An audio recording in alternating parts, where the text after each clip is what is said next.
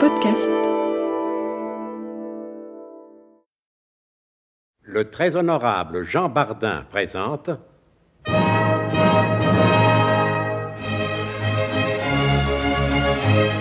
Bon baiser de partout. Une émission secrète de...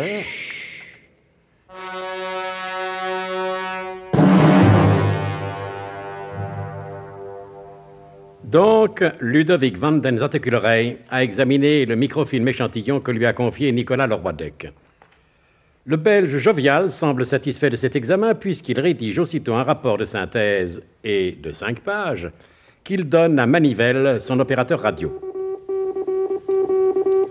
Quelque part au sein de la forêt équatoriale, au pied d'un barbousier en fleurs, un autre opérateur radio déchiffre le message hertzien. Il le transcrit sur une feuille de papier à musique, comptant aussitôt un chef d'orchestre. Messieurs, 1, 2, 3. Et loin des pentes neigeuses du Gewürztraminer, le message partit au plus profond de la forêt congolaise. Avions-nous précisé qu'il s'agissait du Congo? Je ne le crois pas. Voilà qui est fait. Et là-bas, près du grand fleuve, au 46e étage d'un building administratif, un homme tendait l'oreille par la fenêtre ouverte sur les murmures de la forêt.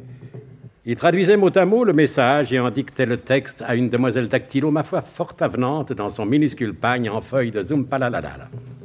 Je ne dicte pas trop vite, mademoiselle. Non, monsieur. Bon, alors, allons-y. Le bigotron est le dernier né de la technique expérimentale d'expression scientifique d'avant-garde. C'est un appareil de synthèse qui bouleverse de fond en comble. Et moi, d'habitude, alors je fais un point à l'endroit, un point à l'envers. T'as compris, Berthe? Un point à l'endroit, un point à l'envers. Bon, alors vous suivez, mademoiselle? Mais oui, monsieur. Oui, et puis je diminue sur les manches. T'as compris? Je diminue sur les manches. Je continue. Dans le domaine de la physique thermonucléaire, dis donc, Berthe, le missionnaire flambé à l'Armagnac, physique thermonucléaire et gynécologie dans l'espace. Continuez. Bon, je mets des petits oignons avec le missionnaire. En effet, comme toutes les standardistes du monde, les joueurs de tam-tam congolais ont l'habitude de bavarder entre eux, de se demander des nouvelles de leur santé, d'échanger des recettes de cuisine, etc., etc. La transmission des 5 pages de synthèse rédigées par Ludovic Zatteculerey dura 5 jours et 5 nuits, et le rapport final, tel que le dictait l'interprète de tam-tam, interprète assermenté par le gouvernement, à la délicieuse dactylo vêtue de son seul minuscule pagne de zumpalalala, ce rapport ne comptait pas moins de 2873 pages. L'important dossier fut confié à un motard qui eut beaucoup de mal à arriver jusqu'au palais présidentiel. Les pluies avaient rendu la piste impraticable et il lui fallait pousser sa lourde machine sous les colibets de la foule qui pataugeait joyeusement dans les flaques. Le dossier parvint enfin jusqu'au président, qui était un homme de décision rapide. Trouvant aux feuilles de papier une saveur plutôt mièvre, même avec de la moutarde, il répondit simplement et avec autorité « Bah, y a pas bon balouba. Ouah. » Par le même chemin, la réponse parvint jusqu'à l'opérateur radio installé à l'ombre des barbousiers en fleurs. Il transmit aussitôt la présidentielle et négative réponse à son confrère Manivelle, installé dans la cave du chalet juché au sommet du Gewürztraminer, dans les Alpes bernoises.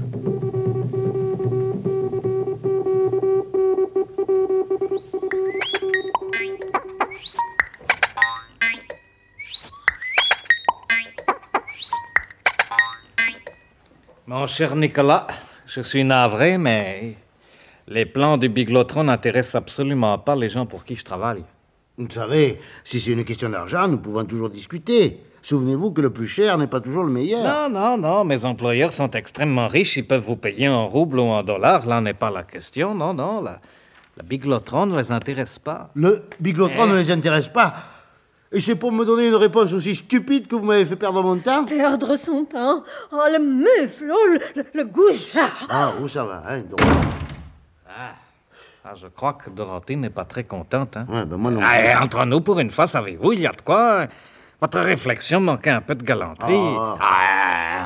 Vous a tenu compagnie pendant tout ce temps que nous attendions la réponse du Congo. Ah, ne me parlez pas de galanterie, hein, quand je viens de perdre $1 million, là, sous le nez. Je vous croyais meilleur joueur. Dans notre métier, on ne peut pas gagner à tous les coups. Le Biglotron, c'était exactement ce qu'il leur fallait là-bas. C'était bien pour ça que j'avais mené les tractations. Depuis toujours, le Congo n'est qu'un vaste biglotron. Que dis-je, le Congo? Je suis injuste et racial. Il ne faut pas se moquer du Congo. Le Congo est tout simplement moins hypocrite que les autres pays. C'est le monde entier qui est un vaste biglotron. Un truc qui ne sert à rien et qui, par conséquent, sert à tout. Mais alors là, je trouve que vous prenez les choses bien à la légère, hein. On voit bien que c'est pas vous qui vendiez les plans du biglotron. Vous vous imaginez peut-être que vous êtes le seul à perdre de l'argent. N'oubliez pas, monsieur le roi Dec, que j'étais l'intermédiaire. Et en tant qu'intermédiaire, il était bien logique que je gagne beaucoup plus d'argent que vous. Je perds donc beaucoup plus d'argent que vous. Seulement moi, je garde le sourire. Ah, ouais. Et pour mademoiselle Dorothée, j'ai aussi gardé le sourire. Ah, parce que d'habitude, vous et mademoiselle Dorothy... Et naturellement, on n'est pas de bois, allez. Allez, croyez-moi, je suis plus vieux que vous dans la vie et dans le métier. Il faut savoir tout prendre avec une certaine philosophie. Ainsi, voyez-vous, Dorothy était en colère, elle est partie avec la voiture, il faudra redescendre en ville à pied. Est-ce que je perds le sourire? Ah, parce que en plus, il faudra redescendre à pied. C'est charmant. À la guerre secrète comme à la guerre secrète. Hein. C'est d'ailleurs, je crois, une des formules favorites du colonel de Garlas. Ah, je vous en prie, hein, s'il vous plaît. Monsieur Vanden Zatteguleray, ne me parlez pas de lui, hein, parce qu'il va être déçu. Déçu que vous n'ayez pas vendu les plans que vous lui avez volés? Ah, elle est bien bonne, celle-là. Mais non, qu'est-ce que vous mélangez? C'est pas du tout ce que je voulais dire. Le colonel va être déçu quand il va se rendre compte que celui qu'il considère comme son meilleur agent, c'est-à-dire moi, il va être déçu quand il va se rendre compte que j'ai trahi. Et trahi pour rien, comme un imbécile que je suis. D'abord parce que vous croyez que ça l'aurait consolé de savoir que vous aviez réussi à vendre les plans? Il aurait dit, ce garçon, au moins, n'est pas tout à fait idiot. Le traître n'a déjà pas si bonne réputation. S'il est idiot par-dessus le marché, le tableau est complet. Mais pourquoi avez-vous toujours ce mot de trahison à la bouche? C'est désagréable à la fin, savez-vous.